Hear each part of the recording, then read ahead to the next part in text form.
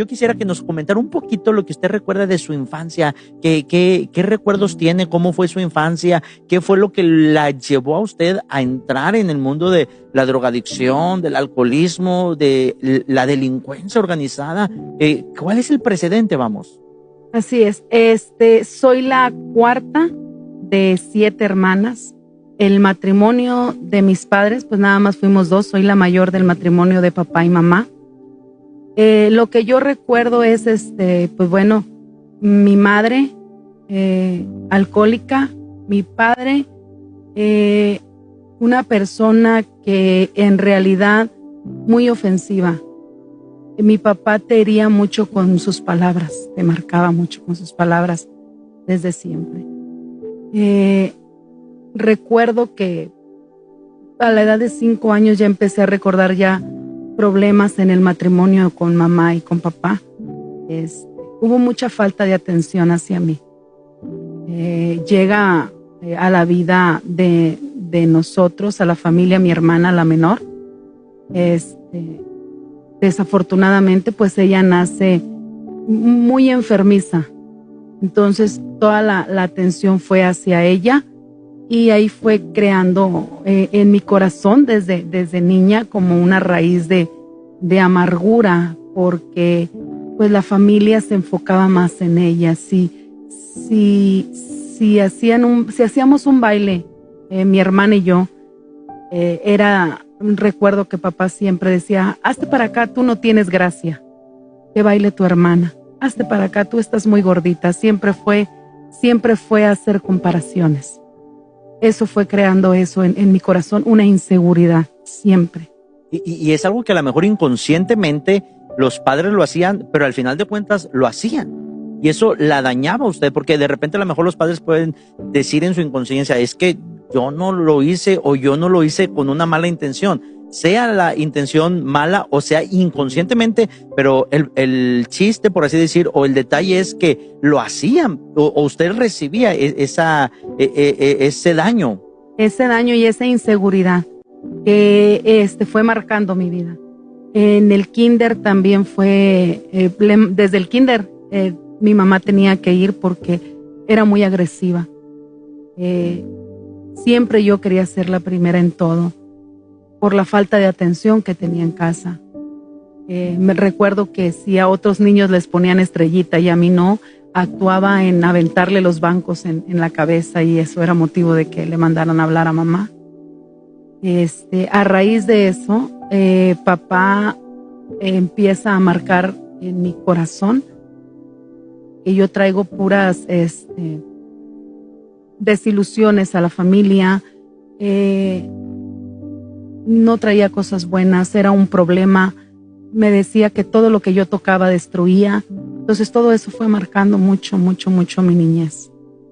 Al grado de que me lo llegaba a decir enfrente de la familia, enfrente de compañeros, de amiguitos. Entonces fue creando un odio en mi vida. Y usted fue creciendo con eso en su corazón. Sí. ¿Y en qué momento todo esto comienza a generarle a usted quizás un carácter agresivo, un carácter de llamar la atención, de hacer cosas quizás fuera del ordinario por ese déficit de atención que usted tenía y de alguna manera decir, expresarse, decir, aquí estoy, o sea, llamar la atención? ¿Y cómo impactó esto ya en su adolescencia, en su juventud? ¿Cómo es que esto la orilló a caer en, pues no sé si primeramente en las drogas y después en todos estos vicios? Cuando empecé ya a que esto explotó en mí fue cuando nace mi hermana, y lo primero, cuando yo veo que toda la atención es hacia ella, recuerdo que el primer acto que hice fue como a los 8 años. La ponen en la cama y yo me siento arriba de ella. O sea, ya desde ahí yo quería terminar con la vida de ella. Entonces la sentía como que era un estorbo en nuestra familia. Después cuando ella le detectan que tiene dañado el vaso sanguíneo, porque ella no podía pegarse porque se desangraba y podía morir, le salían moretones por cualquier cosa a mi hermana. Eso lo estaban platicando mis papás en la casa, tenían que hacerle una cirugía en el hospital 34 y recuerdo mucho, para mi vergüenza lo digo, salí a jugar con mi hermana y yo le decía, te voy a enseñar a andar en bici. Mi hermanita, yo tenía en ese entonces como 10 años, 11 años, y ella ya estaba chiquita, tenía como 6, 7 años, y ella me decía, no me da miedo, súbete, te voy a enseñar a andar en bici. Pero mi intención cuando ella subió era aventarle y acabar con ella.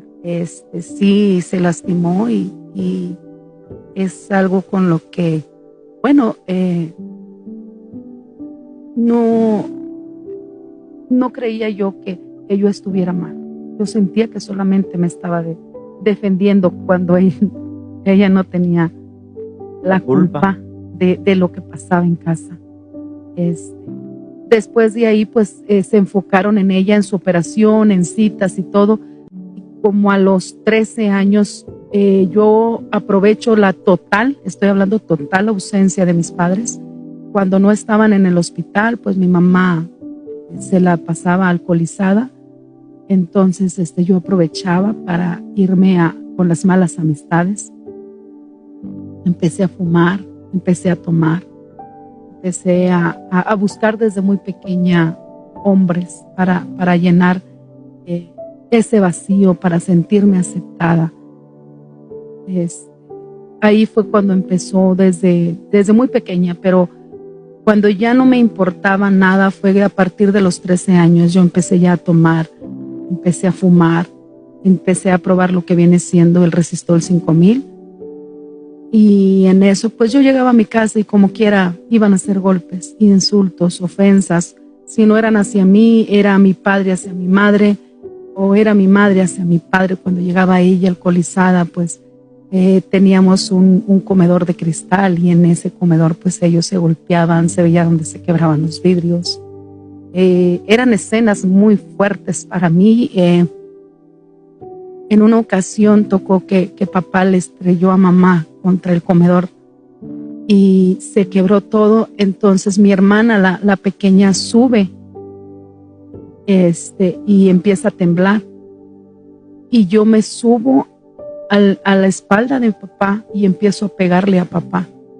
Entonces era ya en un momento, o sea, ya todos contra todos. Fue algo que era mucha violencia en casa, eran muchas ofensas en casa. ¿Y todo esto fue marcando su vida? Sí.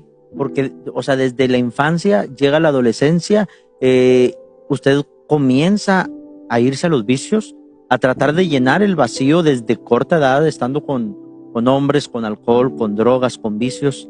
¿Y todo esto fue la puerta para que usted llegara a la delincuencia? ¿O es más adelante? Cuando pasa todo esto en casa, me conozco a un varón, me voy a vivir con él y él me tiene, ya estoy hablando que a los 14 años. A los 14 años. Él tenía 28 años, él era un chofer de la ruta y me voy con él. ¿Y qué fue lo que la motivó a usted el irse con él? Huir. Porque siempre dije yo que yo no iba a ser igual que mis padres, que yo sí iba a ser mejor. No quería ya vivir lo que estaba viviendo. ¿Y él le habló bonito? Me habló bonito, me dijo que me quería al principio.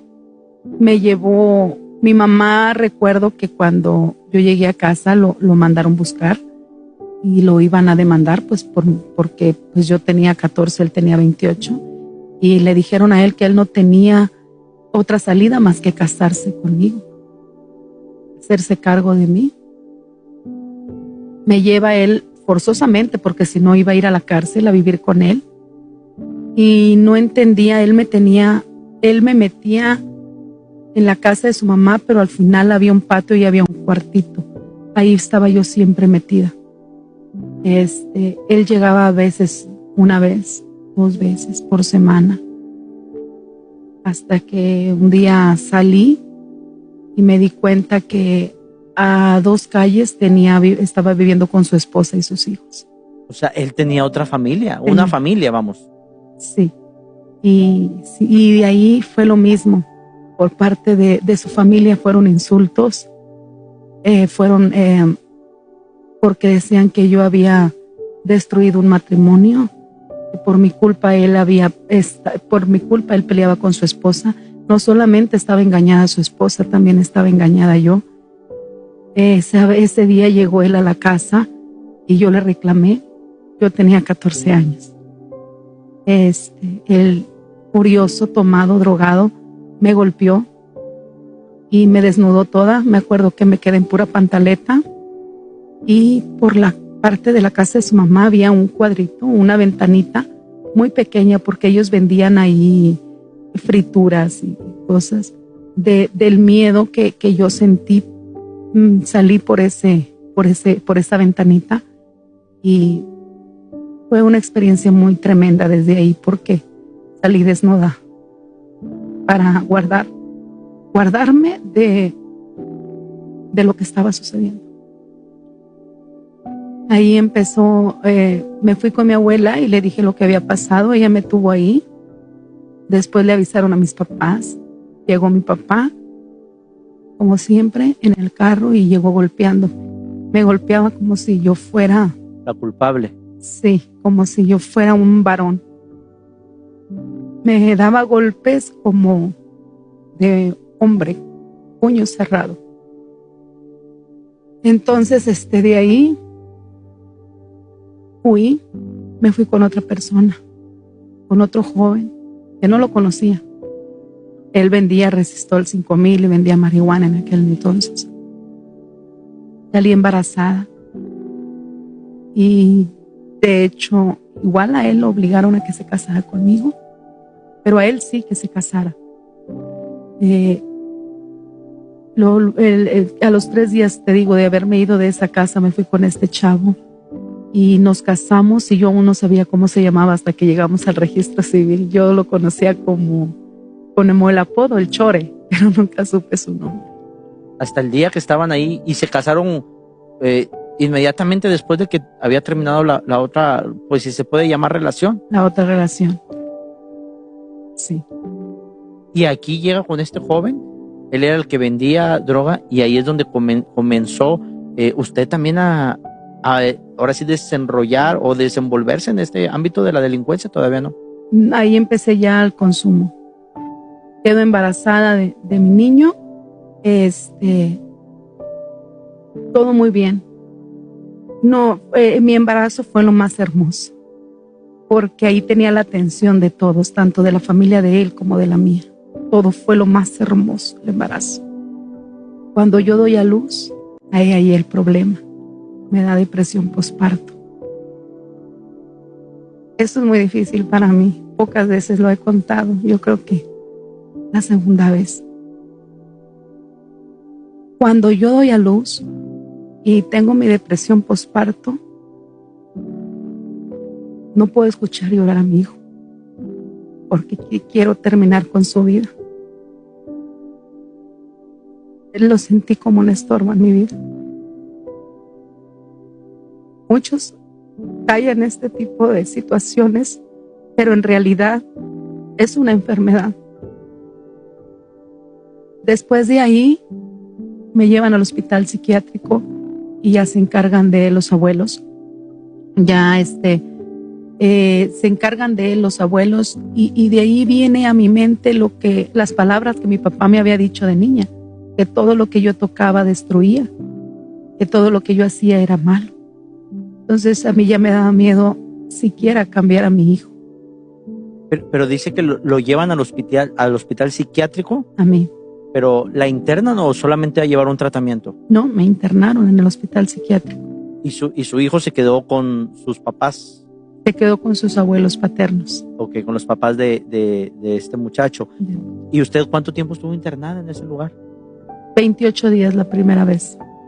Pero fue a causa de la depresión que tenía. No es la primera ocasión. En alguna otra ocasión he escuchado personas que caen en una depresión tan profunda que decía una persona que incluso ella intentó asfixiar a su hijo con una almohada, nada más que llegó algún familiar, y la vio. Entonces es tan profunda esta depresión, y a usted la llevó hasta el hospital psiquiátrico. Sí. ¿Sale a los 28 días? Salgo a los 28 días y A mí me prohíben bañarlo, estar sola con él. Empezó a criarlo, pues la abuela paterna. Mi esposo ya después igual, bueno, el papá de mi hijo, ya después de que yo salgo del psiquiátrico, cambia su manera de ser conmigo. Se vuelve violento, se vuelve agresivo, ofensivo. Lo mismo que yo vivía en casa, ya lo estaba viviendo. Cuando empezamos a discutir él y yo, recuerdo que se vino fuertemente conmigo y yo me cubría con el niño, hijito de 2 meses. Me lo ponía enfrente para que no me golpeara y lo quitaba él y lo aventaba contra la pared. Yo siempre en mi cama, siempre tenía lo que vienen siendo almohadas, cobijas, porque sabía que él llegaba y lo aventaba, lo azotaba contra la pared. Al bebé de 2 meses. Sí. Fueron situaciones que desde ahí empecé a vivir. Lo mismo que vivía en el matrimonio de mamá y papá, lo estaba viviendo yo. Y ahora su hijo también. Y mi hijo también. Pasa que el papá de mi hijo se hace taxista y era que él llegaba, yo me asomaba cuando él llegaba porque nunca traía dinero. Él se rompía la camisa y decía que lo habían asaltado, que se le había ponchado la llanta, pretextos. Cualquier cosa, mentía para no traer dinero a casa. Y yo le reclamaba, le decía que el niño tenía pañales. Y él era motivo para que él me golpeara. O sea, solamente el pedir pañales, el pedir para la leche del niño, era motivo para que él me golpeara. Me acuerdo que me dejaba marcada mi cara y mi suegra, mi ex suegra, me maquillaba los golpes, porque esto no lo sabían mis papás. Ya hasta después de un tiempo, como de 8 meses, los vecinos de ahí de donde yo vivía le hablaron a mi papá y le dijeron: la muchacha que está ahí, que es suya, y le dice: es mi hija, llévesela de ahí, porque la maltratan mucho, llévesela. Pero era lo mismo, a donde me fuera. Me voy otra vez con papá y a los 2 meses me regreso. Me aceptaban, me decía él que me aceptaba por el niño, pero no porque ya no quería nada conmigo, que él me odiaba, que él no me quería, que yo había arruinado su vida. Pasa todo esto, hermano, y él empieza a salir con mujeres. En una de esas ocasiones, pues las tenía igual, a la vuelta de la casa. Él tenía un cuartito y ahí era donde él hacía sus cosas. Mi papá me mete a trabajar al IMSS para que yo pueda sacar adelante a mi hijo, porque mi esposo trabajó, pero nunca quiso hacerse responsable de mi hijo y de mí. Yo era la que hacía mandados, iba a las carnicerías y me decían, iba a tal hora y a las vecinas les decía: voy a ir a la carnicería porque estaba muy lejos. Y me encargaban ellas carne y de ahí pues yo juntaba poquito para mí. Vendía tamales, vendía ropa, muchas cosas. Ya papá me mete a trabajar al Seguro Social. Ya tengo un trabajo yo fijo. Pero llego igual, lleno de amargura, llena de tristeza. Y mi niño, ya estamos hablando que ya tenía sus 2 años. 2 años de edad. Ya 2 años de edad, mi bebé. En el Seguro Social empecé a consumir viene siendo metanfetaminas. Eso era lo que yo consumía. ¿Era parte del medicamento controlado que manejaban ahí? Y ahí manejaban. Yo era asistente médica del IMSS. Asistente médica. Era asistente médica del IMSS. ¿La función suya era auxiliar a los doctores? Sí, o sacar citas. Entonces tenía acceso a farmacia. Me conocían muchos ahí. Entonces sacábamos las clonazepam, las metanfetaminas, y ahí me drogaba en los vestidores de las clínicas. ¿Con el mismo medicamento? Con el medicamento, en los elevadores. Después ese medicamento lo cambiaba por droga y fue cuando empecé a consumir piedra. Ahí empiezo yo a consumir la piedra, algo muy adictivo, algo que me llevó, pues, y más allá, una droga muy cara y muy viciosa, muy adictiva. Empiezo a consumir, ya después ya faltaba, llegaba yo a mi casa ya sin dinero, me decían, papá, es que ¿qué te está pasando? Mi mamá me decía, ¿qué te pasa? Y no sé. Me daban crisis y me llevaban al psiquiátrico. Era lo que hacían ellos. Ellos pensaban que yo tenía una depresión y me seguían llevando al psiquiátrico.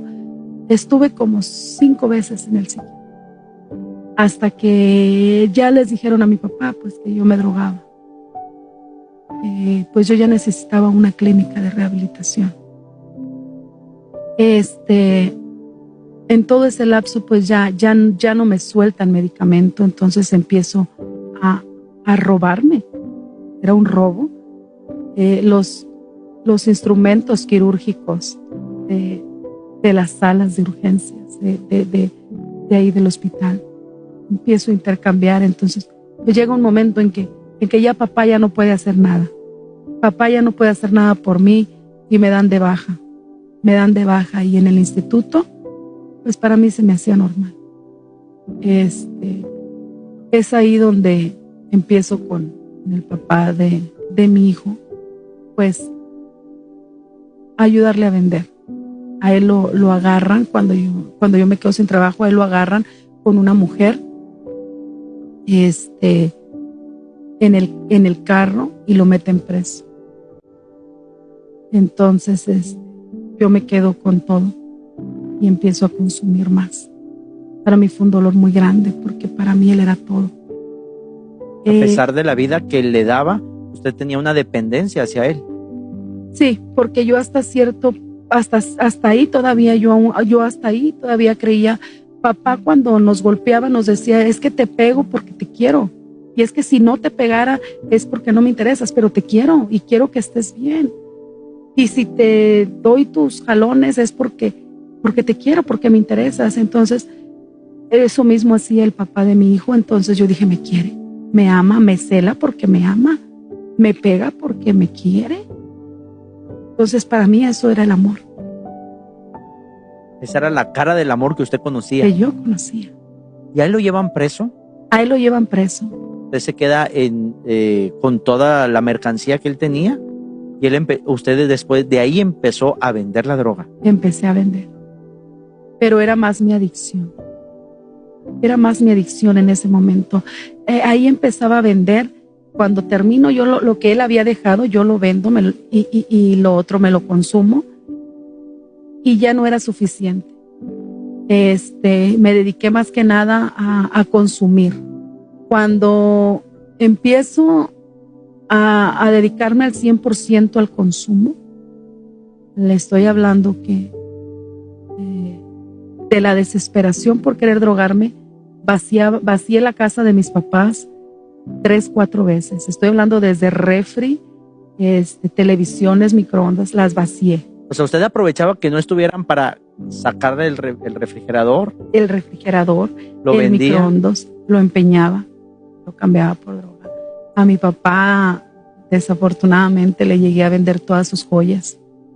Le vendí sus joyas, le quité todos sus ahorros. Mi papá siempre ha sido una persona ahorrativa.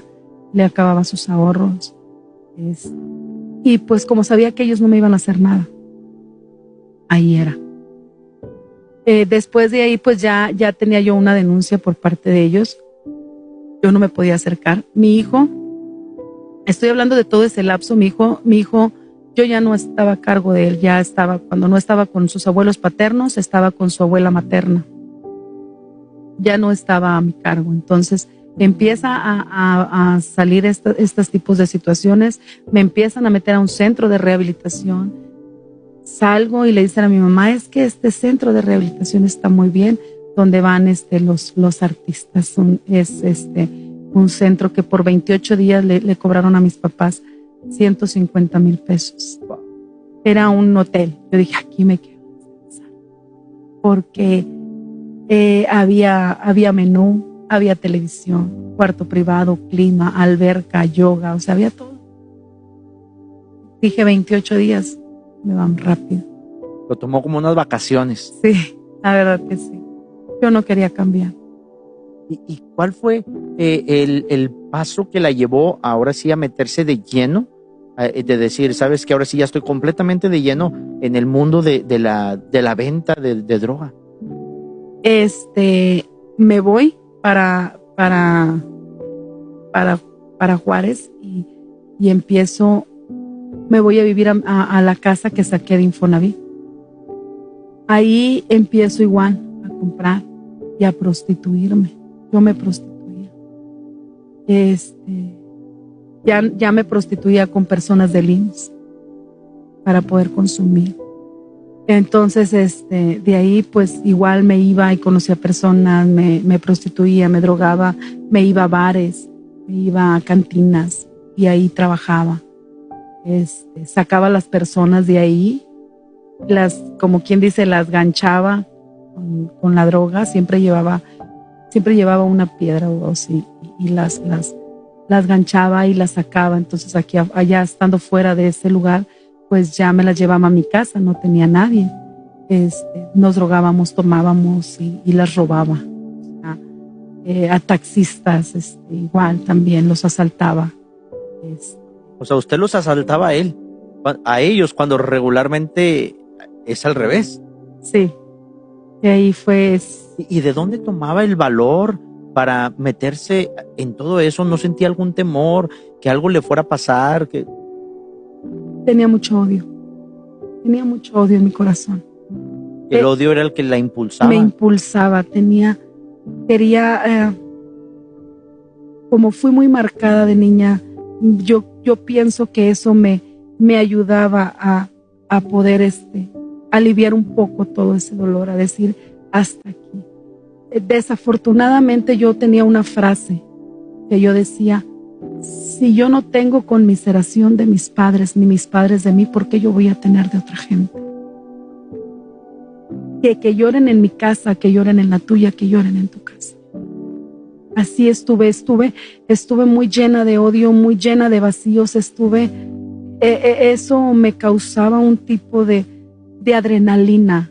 La adrenalina, el sentirme que me estaba defendiendo aún de las personas que no me estaban haciendo nada.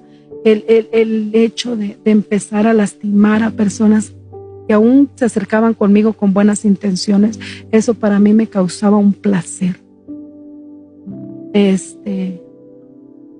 Pasa todo eso y empiezo a meterme con la delincuencia organizada. Les presto yo mi casa y empezaron ellos a privar de su libertad a personas. Entonces, yo no era partícipe, porque en ese ambiente me estaba yo manejando. Empieza a pasar todo eso y a mí me pagaban con droga. Me pagaban con droga.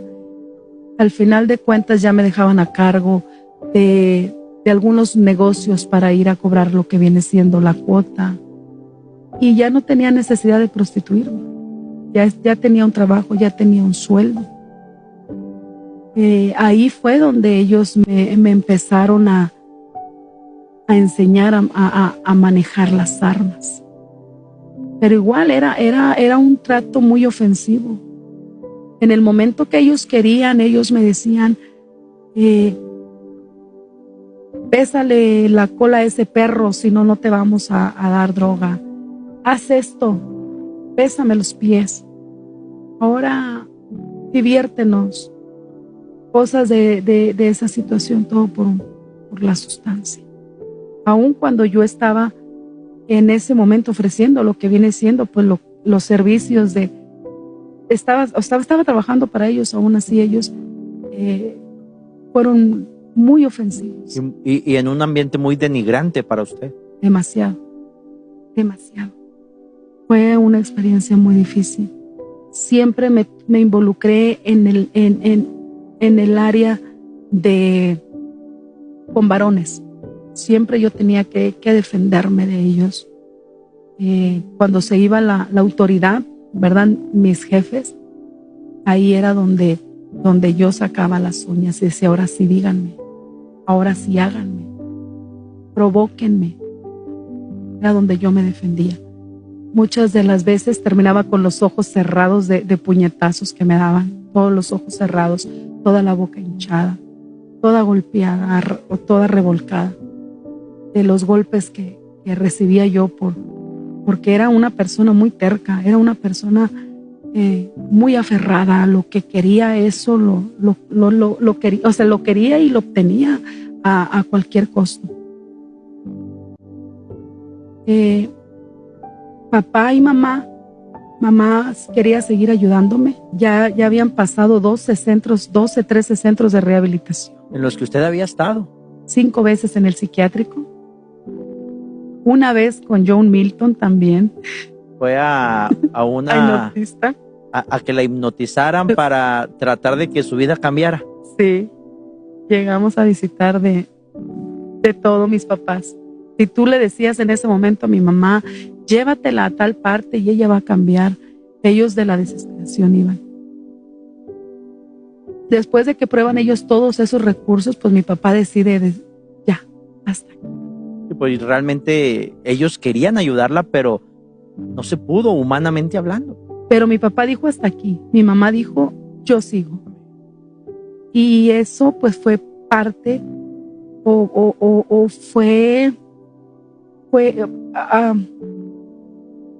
eso, ¿cómo se puede decir?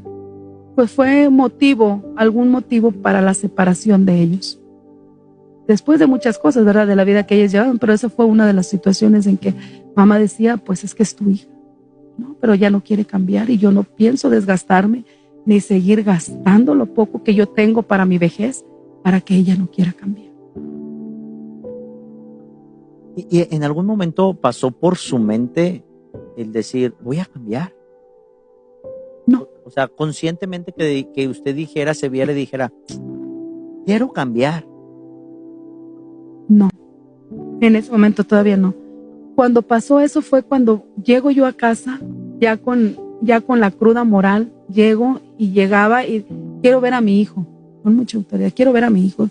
Y me acuerdo que papá y mamá se pararon en la puerta y dijeron, es que tu hijo ya lo adoptamos, tu hijo ya no está aquí.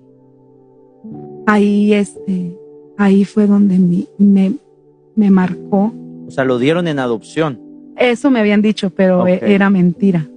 Entonces subí a mi recámara y pues yo tenía ahí mis clonazepam que a mí me daban. Yo subo con mucho coraje y me tomo el frasco de clonazepam, estoy hablando de entre 20 a 30 pastillas, me las tomo y en el hospital 4, ahí quedé en toda la parte derecha, no la movía, estuve sin moverla. De ahí empecé yo a vender lo que viene siendo, salgo yo del hospital, voy a una iglesia cristiana porque a mi mamá ya le habían hablado de Dios y yo me burlaba y yo me salí, pero para eso ya no estaba yo con la delincuencia organizada, sino ya me empiezo a ser yo independiente. Ok, hubo un tiempo en el que en la ciudad, en el estado, había grupos delictivos, pero hubo un momento en el que había, por así decir, grupos independientes, donde no había un control de decir, sabes que tú eres de estos 3, 4 grupos que hay, sino que cada uno podía adquirir a lo mejor una cantidad de droga y él ser su propio distribuidor o venderlo. Así es. Ok, usted llegó a este punto de ser eso, de comprar cantidades de droga y venderlas, ¿verdad? Quisiera, a lo mejor en algún momento vamos a tener otro programa donde quisiera que abundáramos de esta parte de su vida, ¿verdad? Pero ahorita quisiera que nos fuéramos a ese momento donde usted llegó a vender droga, a todo esto, a la, ¿cómo se puede decir? Salió del crimen, usted es la propia vendedora, la que distribuye, pero llega el momento en el que usted decide, o no sé cómo fue el proceso que usted llegó a hacer este ritual con la muerte que se denomina una boda con la muerte. Ahí empezamos. Cuando me entregan una parte del dinero, yo voy, compro la droga, entonces ya no era de que yo tuviera un respaldo de la organización. Estaba sola. Estaba sola, completamente sola. pero tenía mi casa. Fui, compré esa droga, me presentaron a la persona que me la iba a vender. Y pues en ese ámbito había adoradores de la muerte, ¿verdad? Cuando llego a casa, me empieza una persona conmigo. Entonces yo era la que traía la droga, yo era la que la vendía, la que la distribuía, la que conseguía los clientes. Pero necesitaba yo algo más, porque ya ahí ya entraba en mí como que necesitaba dar un paso más allá. Y un respaldo. Un respaldo. Entonces una de las personas con las que yo estaba me dice, yo ya había dejado a mi esposo, me junto con esta otra persona, que él a cierta hora teníamos que ir a un árbol, abajo de un árbol, y él platicaba con Satanás. Entonces él me dice, es que tú necesitas entrarle para que puedas tener ese poder, porque si no, en cualquier momento a ti te van a tronar. Para esto, pues ya mi mamá ya estaba en las cosas de Dios. Me quedo yo ahí en la casa, empezamos a drogarnos y empiezo yo a sentir un cambio en mi cuerpo. Yo empiezo a sentir algo diferente y empiezo a ver en lo que viene siendo en la esquina de mi casa como una sombra negra, pero era solamente la silueta de en medio, era la de un varón delgado. Y las alas eran como unos picos. Sí. Entonces yo empiezo a ponerme agresiva, empiezo a ponerme violenta y a hablar cosas extrañas. Y esta persona que estaba conmigo le marca a una conocida de otra colonia. Ella pues hacía trabajos de la muerte. Ella, toda la casa, la parte de arriba estaba llena de muertes. Nos vamos y empiezo yo cambié totalmente. Yo sentí un cambio diferente. Empecé a ver cosas que no eran normales. Sobrenaturales. Cuando yo salgo de la casa, yo ya había perdido un bebé. Entonces yo lo veo colgado del árbol de afuera de mi casa y eso me empezó a atormentar. Entonces yo veía y empecé a seguir esa figura y yo empezaba a querer seguirla y a mí me detenía este varón y me decía, espérate. Nos subimos al carro, el carro no prendía. Fuimos a tomar un taxi, venía la patrulla y yo dije, esa patrulla no llega, iba a dar 3 vueltas y mira, y empezaba la patrulla a dar las 3 vueltas. Y esta persona sí, y empezaban a suceder las cosas, pero todavía no había pasado nada. Cuando nosotros abordamos un taxi, yo empiezo con unas carcajadas, pero eran diferentes carcajadas. Eran diferentes voces las que yo empezaban a salir de mí. Vamos a cruzar unas vías del tren, te estoy hablando que era entre las 2, 3 de la mañana. Y yo le digo al taxista, cruzando estas vías va a caer el transformador. Cruza las vías y cae el transformador y se cierra el paso de las vías. Y nosotros vamos hacia donde está esta persona. Llegamos. Cuando nosotros llegamos, ella me dice, pásale. Subimos en la recámara de ella y tenían un sillón como este y muchas muertes. Entonces me empiezan a dar droga, me empiezo a drogar y empiezo yo a soltar mi cuerpo de la parte de abajo y empiezo de la cintura para abajo, yo ya la tenía en el suelo. Empecé a sudar y ellos empiezan a hacer la ceremonia. ¿Pero nunca le dijeron a usted lo que iban a hacer? No. Yo puedo entender el día de hoy que él tenía, para que esta persona con la que yo estaba, pues su pacto fuera realmente completo, tenía que la persona que estuviera con él de igual manera hacer un pacto.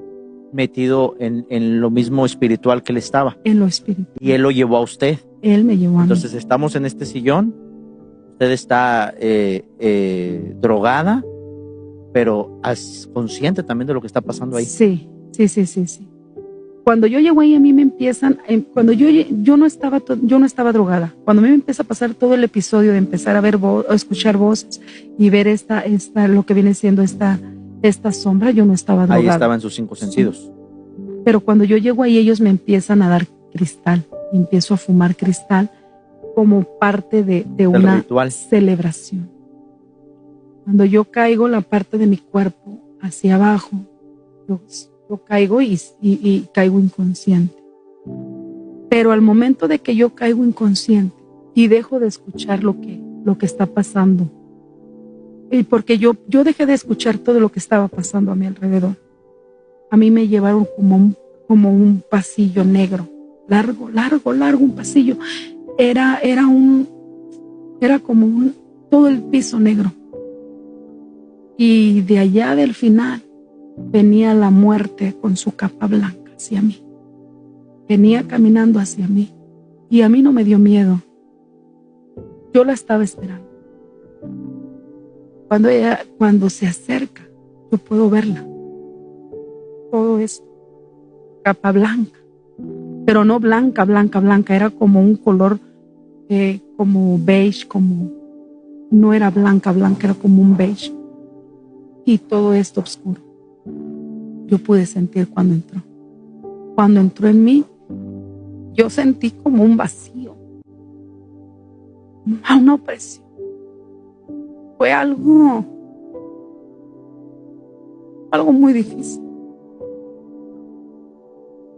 Vuelvo en sí y volteo y mi mente y todo cambió.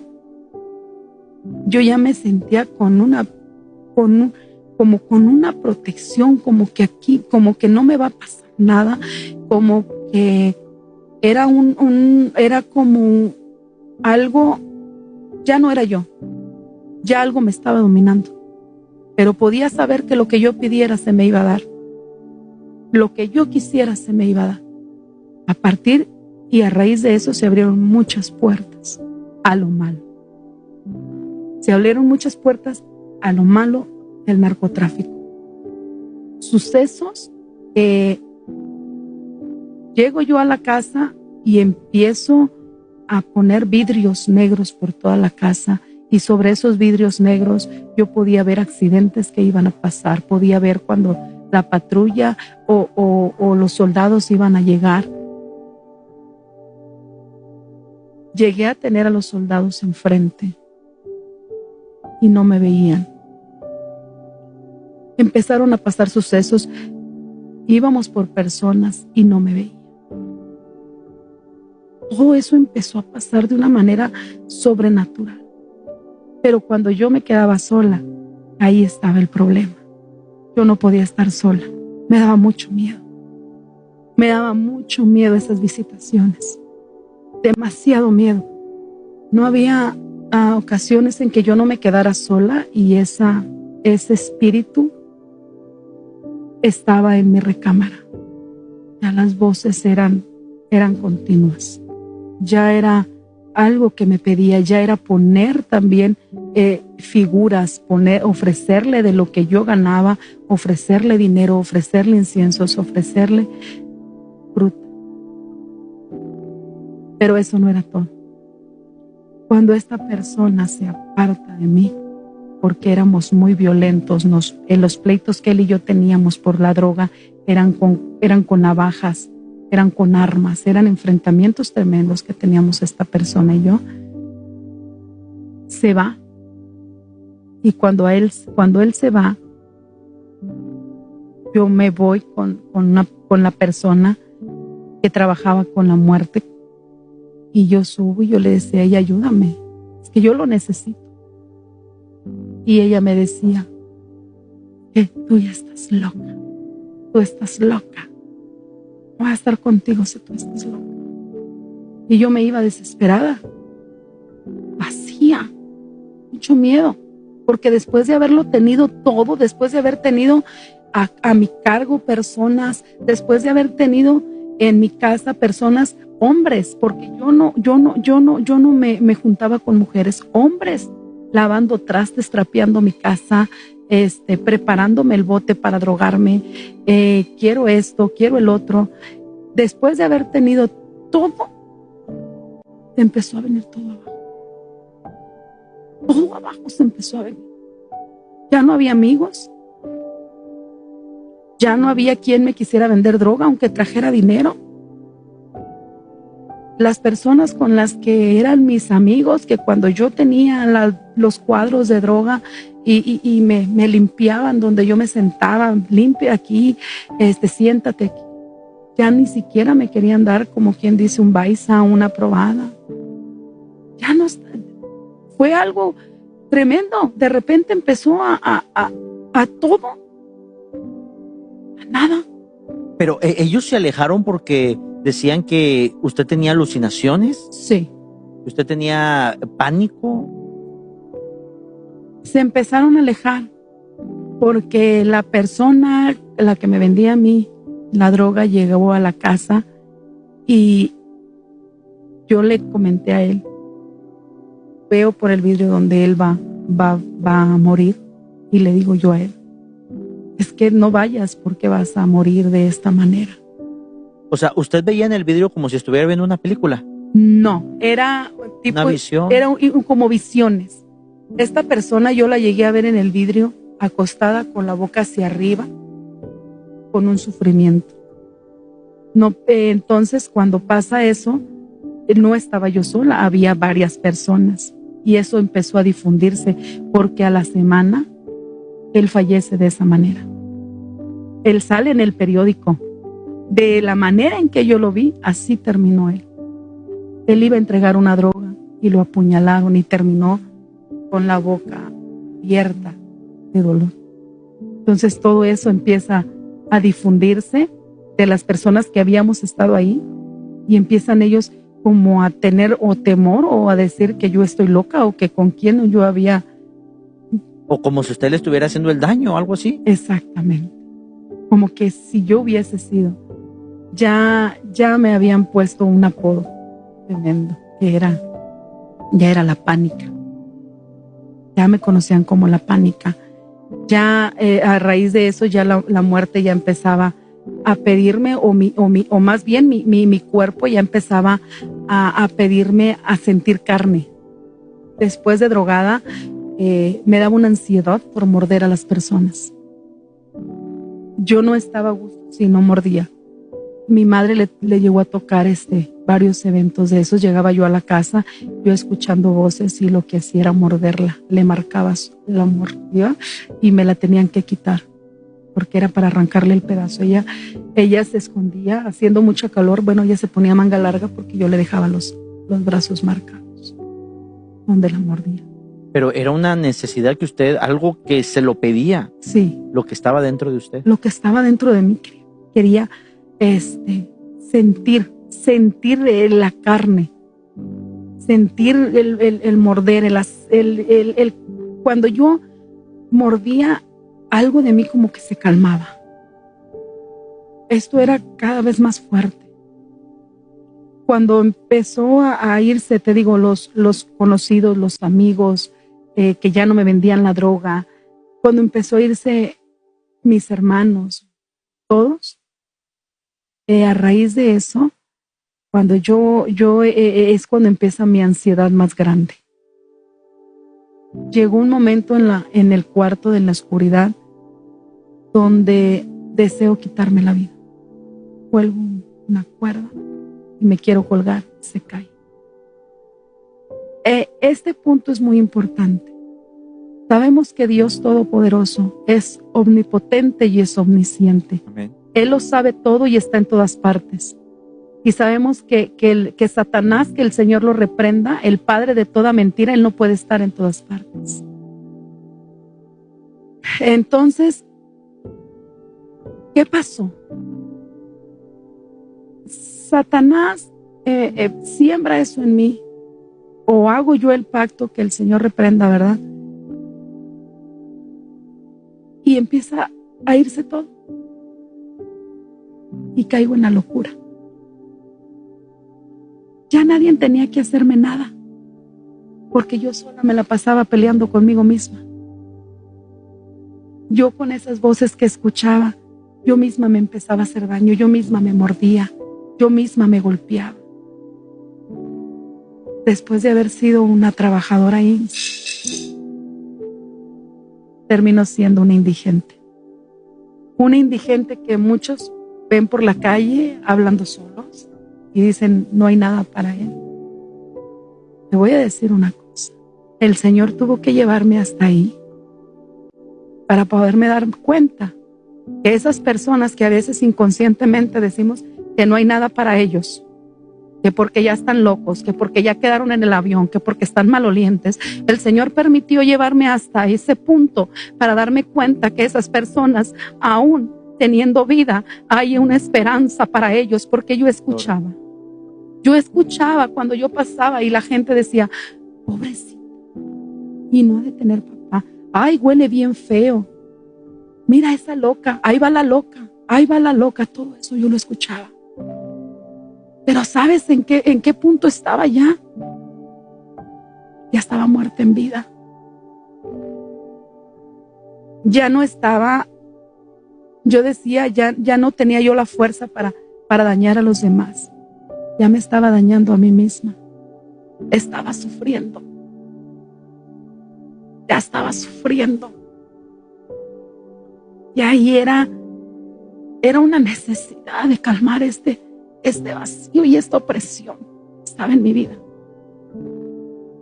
Vuelvo a ir con una persona que me recomiendan. Yo oía las voces y decía que tenía que cavar, y empezaba a cavar la tierra y sacaba sapos y empezaba a cavar, y yo decía, me están haciendo daño, y veía gatos y decía, aquí él es el que me está cuidando. O sea, ya empecé yo. Y una amiga me dice, te voy a llevar con una señora que es muy buena. Ella te va a decir qué es lo que tú tienes y quién te está haciendo daño. Vamos a visitar otra bruja. Y esta bruja ya no trabajaba con la muerte, ya trabajaba con Satanás directamente. Recuerdo que me sienta, donde ella me sienta, me eructa 3 veces en el oído. Y al momento de eructarme, ella se para enfrente y me dice, es que para ti ya no hay nada. Ya no hay nada que hacer. No, o sea, me dice, es que para ti ya no hay nada que hacer. Tu alma la tiene Satanás. Dice, y yo no me voy a arriesgar. Lo único que se puede hacer es intercambiar un animal, tu alma. Pero tú ya no pasas de aquí. Podemos intentarlo, pero para ti ya no hay nada. Sí. Ya cualquier momento celebran tu muerte. Así me lo dijo, yo me fui con eso a la casa de mi madre y le toqué. Eran como las 10 de la noche. Le toqué. Y mi mamá estaba en la recámara y le digo, mamá. Y le digo, fui con una bruja y me dijo que necesitaba 3,000 pesos para que pudiese ella, a ver si podía hacer algo por mí para ya no estar loca, porque me están haciendo daño. Y me acuerdo que mi mamá me gritó. Me dice mi mamá, ay Silvia, y tú conoces de Dios, y tú has escuchado del poder de Dios, porque en los centros de rehabilitación donde yo estaba, ahí daban pláticas los hermanos. Dijo, ni 3,000 pesos te van a salvar. Busca de Dios. Busca de Dios, a donde vayas, busca de Dios. Y ahí empecé ya mi vida a irse más. Mi cuerpo olía y yo siempre traía un perfumito que le robaba a mi mamá de los que ella tenía y me ponía, porque yo me sentía que olía a azufre. Yo ya sentía parte del infierno en mí. Yo caminaba y cuando yo caminaba yo veía esos demonios o esas sombras negras. Bueno, yo no sabía en ese momento qué era. Yo caminaba y vivía peleando yo sola, peleando con ellos y riéndome sola y maldiciendo y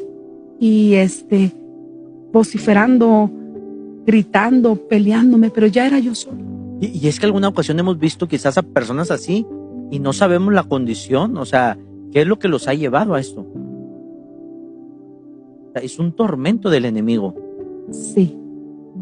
porque el enemigo hasta cierto punto tú le sirves, ya después ya no. Cuando ya no le sirves, como decía alguien, solamente ya esperar la muerte. Esperar la muerte. ¿Y en qué momento fue cuando usted se decidió, se levantó? ¿En qué momento llega el Señor a su vida y trae la libertad de toda esta opresión de esta vida que está llevando? Mi casa, que es tu casa, estábamos ahí y vuelvo por segunda ocasión a querer quitarme la vida y no lo logro. Pasaba mucho por ahí una hermana, que el Señor la bendiga, vendiendo donas, y ella dice que siempre tocaba la pared de mi casa y decía: esta alma es para el Señor, y Dios bendiga a esta muchacha. Y ella se paraba fuera de mi casa y me quería regalar una dona, y yo la ofendía: ¿qué quieres? Tú no sabes quién soy. Es que Dios te ama, lárgate de aquí, le decía yo, tú no sabes quién soy yo. Agresiva. Entonces ella persistía, y yo buscaba, ya empezaba a cambiar la situación en mi vida. Ya no era la droga, ya era esa locura tan grande que ya estaba en mí por el acto que había hecho con ese pacto tan tremendo. Buscaba lugares donde había células y yo esperaba que oraran por mí, y siempre marcaba territorio escupiendo en las iglesias. Me da por ir a buscar a mi mamá. Dije: mi mamá me va a ayudar porque ya quiero cambiar. Llego y le digo: mami, ayúdame. Y me dice ella: ¿qué quieres, loca? Y le digo yo: por favor, ayúdame, tengo hambre. Y en ese momento mamá se mete y saca un pan ya echado a perder y lo avienta. Trágatelo, pero lárgate de aquí, ya me tienes harta, prefiero verte muerta, me gritaba.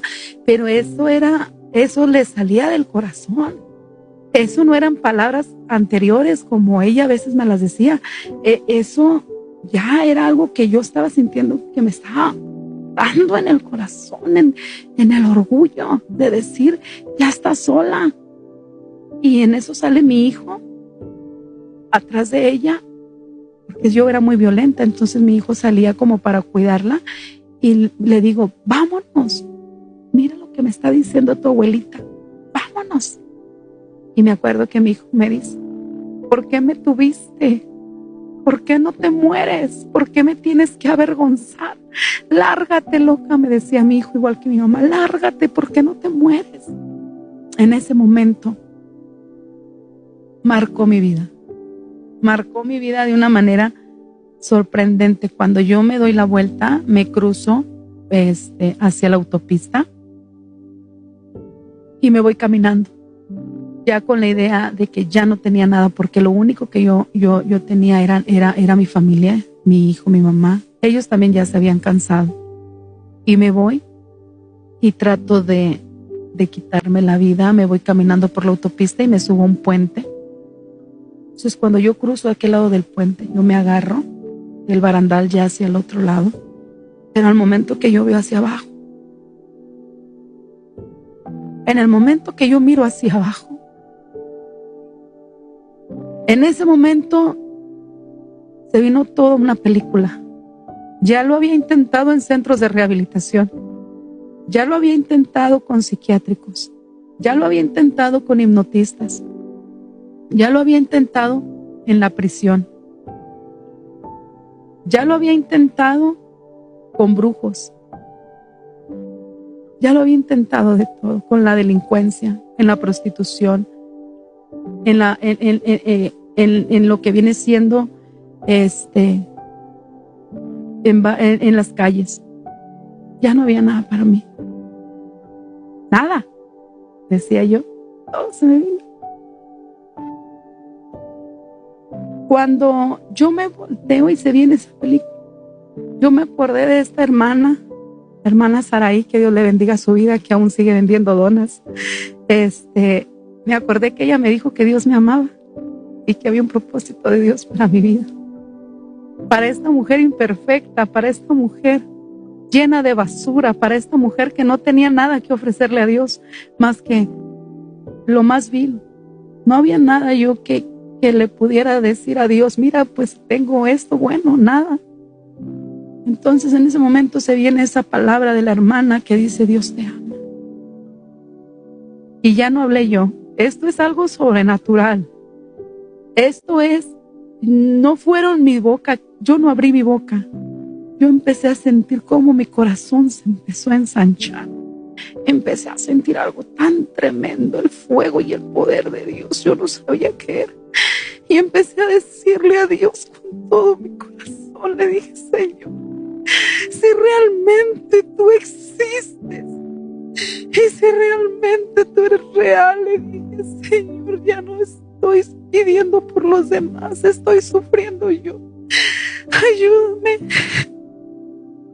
Yo le dije al Señor, ayúdame por favor, porque me estoy muriendo.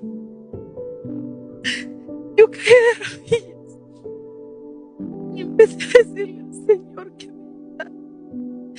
cuando a mí me levanta Protección Civil, me levanta como si yo fuera un trapo, como una maloliente, como una persona más de la calle, y me suelta y me dice, vete de aquí, loca. Pero ya había algo dentro de mí. Yo sentí que Dios había depositado algo en mí. Desde ese día fue algo diferente. Yo ese mismo día me di la vuelta por el mismo camino en que vine. Llegué a la casa de mi madre y la puerta estaba abierta. Me metí a su recámara y agarré un libro negro. Y era la Biblia. Y vuelvo a salir así como entré con ese libro negro y caminé. Y yo le dije, Señor, es la presencia del Señor tan fuerte. Porque el Señor empezó a hacer nuevas todas las cosas, tan maravilloso. El Señor es tan divino. El Señor nunca me juzgó, nunca me dijo ni me recordó mi pasado. El Señor empezó a limpiarme. El Señor me bañó, el Señor empezó a poner vestiduras nuevas en mí. Y sobrenaturalmente yo dejé de drogarme. Sobrenaturalmente dejé de sentir esa ansiedad por el vicio. Pero seguía escuchando esas voces. Llegué a un centro de rehabilitación, yo solita, así maloliente, toda mal. Y les dije que me ayudaran. Cristiano, ese lugar acá en Santa Catarina, voluntario, y me dieron la ayuda. 15 días. Hermanos estaban alrededor de mí, orando día y noche, orando día y noche. Y a los 15 días yo me levanto. Y yo le digo al Señor, yo ya no quiero servirte dentro de estas 4 paredes. Yo quiero servirte libre. Y ahí es donde salgo y me dice la pastora, es que si tú vuelves atrás, el enemigo te va a matar. 15 días. Me fui a Tabasco a buscar a mi esposo, con el que estoy ahora, el que había apuñalado sin conocer. Y llegué allá y le dije, ¿me perdonas? Y me dice él, te perdono porque te amo y aún sigo solo. Y yo le dije a él, es que estoy mal. Y me dijeron que solamente Dios podía ayudar. Cuando yo llegué a Tabasco a buscarlo a él, estaba una viejita. Y cuando la viejita me ve, me empieza a predicar la palabra del Señor. Y yo le digo, yo necesito de ese Dios porque yo estoy loca. Cuando ella empieza a predicarme, en mi cuerpo se empieza a hinchar y se empiezan a poner muchas manchas. Y de la nada, te estoy hablando, estábamos en un campo, de la nada llega una piedra y se la avientan a esta viejita, a esta hermana, que le cae. Y esa era una hermana de una unción y un poder. Y dijo, Padre Celestial, en el nombre de Jesús. Y ella me invitó ese día a una célula allá en Villahermosa, Tabasco. Ese mismo día yo fui a la iglesia. Y cuando yo entro, la pastora le dice al pastor: esta es de las que juegan con Dios. Y yo me quedé. Hasta ahora lo sé, porque ella me lo dijo. Pues yo, el caso que yo, al día que yo te vi a ti, yo dije, este es un caso que no muchos les trabajan porque es muy cansado. Es ayuno, es oración, es dedicación, es constancia. Ahí empezaron mis liberaciones. ¿Ellos comenzaron a trabajar en usted? La pastora dice que dijo, si ella no me pide la ayuda, Señor, dice que ella estaba orando y que le dijo, Señor, si ella no se regresa a pedir la ayuda, yo no, como que si no pasó nada. Entonces dice que yo ya iba a medio camino y que me regreso y que le digo, ¿me puedes ayudar? Porque yo estoy loca. ¿Fue lo que usted le dijo a la pastora? Sí. Yo no recuerdo mucho, ella me lo comenta ahora a mí. Dejando yo problemas en Monterrey. Y llegando a este punto, hermana, ya estamos sobre el tiempo, pero no podemos dejar pasar esta parte fundamental. ¿Cuánto tiempo estuvo ahí en liberación, en ese proceso? 1 año y medio. 1 año y medio. Año y medio, mira, fue 1 año y medio de liberaciones. Ellos pueden contar que yo mis manos se hacían hacia atrás y mi estómago se levantaba, me hacía como una araña. Entonces, recuerdo esta última liberación, cuando yo caigo y empiezo a hacer eso sobrenatural.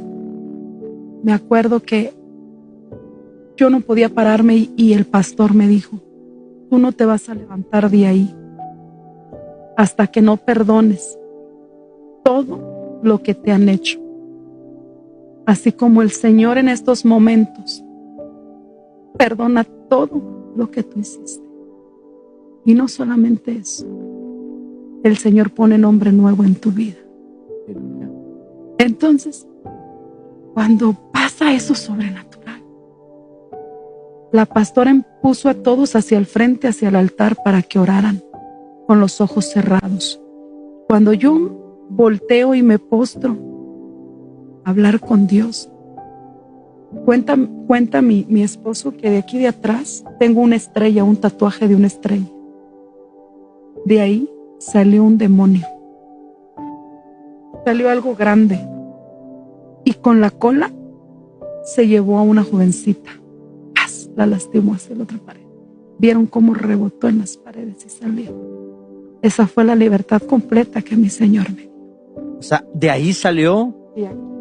Y cuenta cuenta la pastora que salió, fue algo tremendo. Sin duda alguna, a lo mejor aquello que entró, estaba el control de su vida, salió de su vida.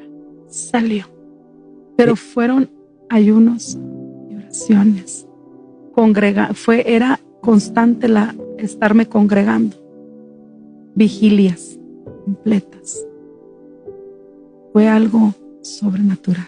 Gloria a Dios. Mi hermana Silvia, y yo sé que en alguna otra ocasión la vamos a tener aquí nuevamente, porque lo que el Señor ha hecho en su vida son grandes cosas. Lamentablemente, bueno, aquí ya estamos sobre el tiempo, nos extendimos un poquito más de lo habitual por que el tema lo requería, mi hermana. Pero ya para terminar, hermana, quisiera una palabra para aquellas personas que viven quizás en una condición igual a la que usted vivió. En una palabra, ¿qué podría decirles?